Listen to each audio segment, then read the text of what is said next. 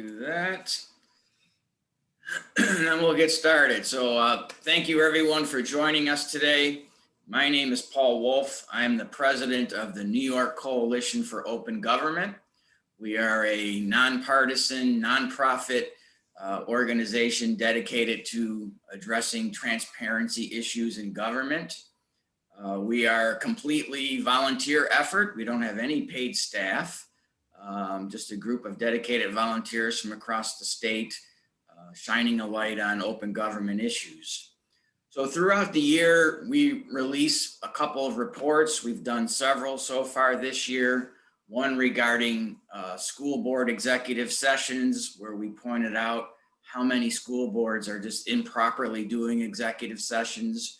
We did a report regarding villages, pointing out how little information a lot of villages are posting online.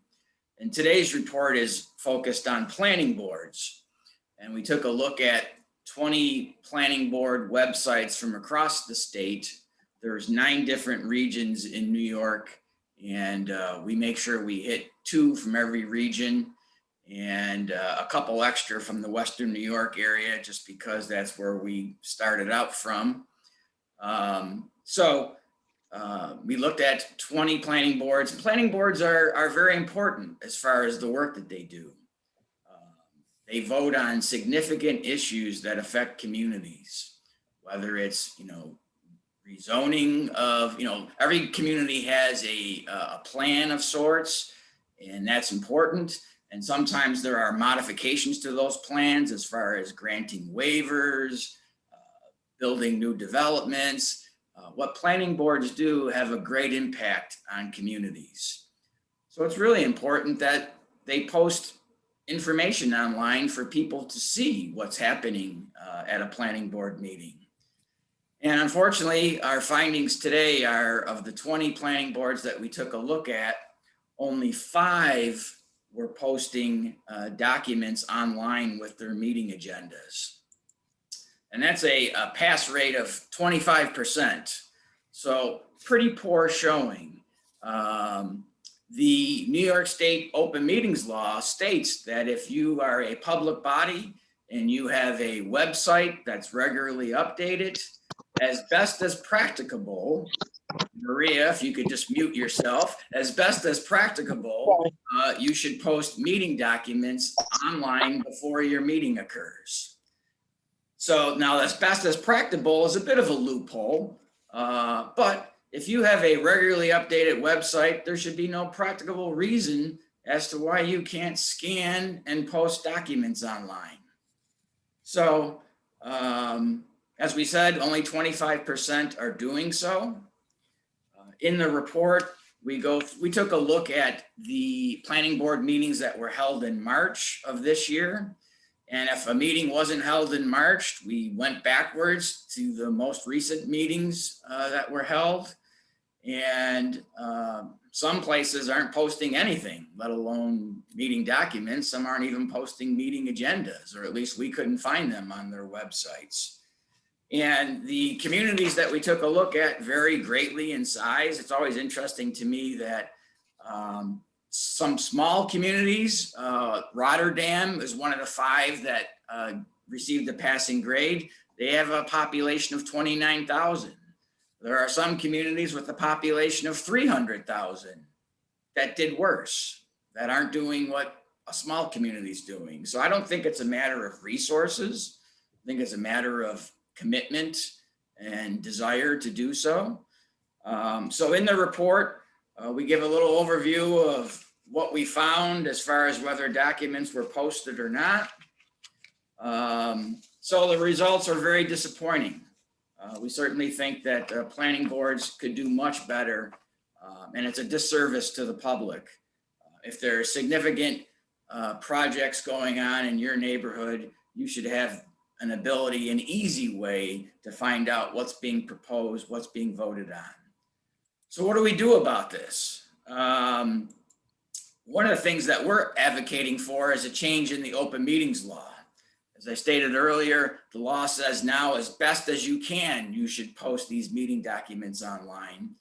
Legislator Amy Paulin and Senator Anna Kaplan in the New York State Legislature have both introduced a bill that would mandate that meeting documents must be posted online at least 24 hours before a meeting occurs. Get rid of the as best as you can language, and it's just should be mandated. There's no reason why it can't be done. So that legislation has passed the Assembly on May 4th, which is great. And we're hoping that it will move forward in the Senate and become a law, a new amendment to the open meetings law. So the legislative session is scheduled to end June 10th. So certainly within the next 3 weeks, we should know whether that bill passes the Senate, and then it will go to the governor. So we are certainly monitoring that and we'll be watching it. But sadly, the open meetings law in New York State, there's no one entity that's responsible for enforcing the law.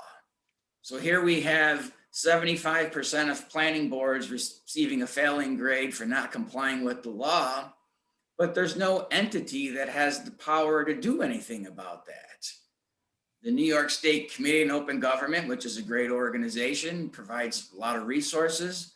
They can only issue advisory opinions. The only recourse is for a citizen to file a private lawsuit, which takes a lot of time, a lot of money, and that shouldn't be the case. As we point out in our report under the recommendation sections, other states do things differently. In the state of Massachusetts, you can file a complaint with the Attorney General regarding an open meetings law violation. And the Attorney General has the authority to investigate and fine local governments. And if the local governments disagree with that fine, they can file a lawsuit. So it kind of turns the tables as to who's responsible for enforcing the law. Here in New York State, I am not aware of any action taken by the New York State Attorney General to enforce the open meetings law. Same thing with the New York State Comptroller. The New York State Comptroller issues all kinds of reports, but very little in regards to the open meetings law. So we would hope that other state officials will take greater interest in this issue. We hope in the future to put more teeth into the open meetings law by strengthening the enforcement powers, but one step at a time. Right now, we're focused on just mandating that meeting documents be posted. So that's an overview of the report. I will open it up to any questions people may have. Anyone have a question? Just unmute yourself and. Yes, I have a question. This is Thomas O'Neill White from WBFO News. Can everyone hear me? Yes. Okay. How confident are you that this, the meeting stocks posted online 24 hours before a meeting, you said it passed in the Assembly. Now, how confident are you that it will pass in the Senate? Well, it passed unanimously in the Assembly. I don't think it's a controversial bill. I think it's a pretty simple, basic change to the law that makes sense. So I'm confident that with the unanimous passage in the Assembly that we could do the same in the Senate. I think it would be pretty hard to vote against this legislation, quite honestly. I mean, I just don't see the basis one would vote against it. Any other questions? This is Casey Jones, Allegheny Hope Community News, which is not Allegheny in the Cattaraugus County, but Allegheny County. And I just wanted to be clear is that these were all town planning boards.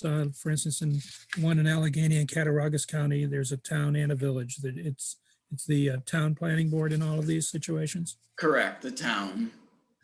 And how were they determined? In other words, how did you pick the ones that you picked? In other words, people recommend them, or you found violations, or you thought there were violations, or you just did a scan, or?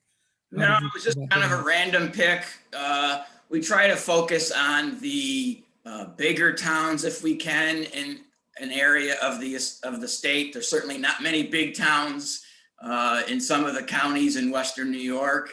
And so we just, kind of randomly picked. Anyone else?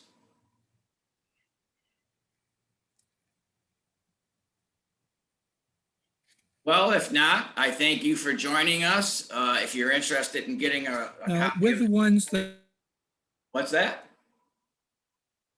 If you're interested in getting a copy of the recording, just shoot me an email and I can certainly send it to you. And we will be issuing more reports in the future. And so look forward to those, and thank you for coming.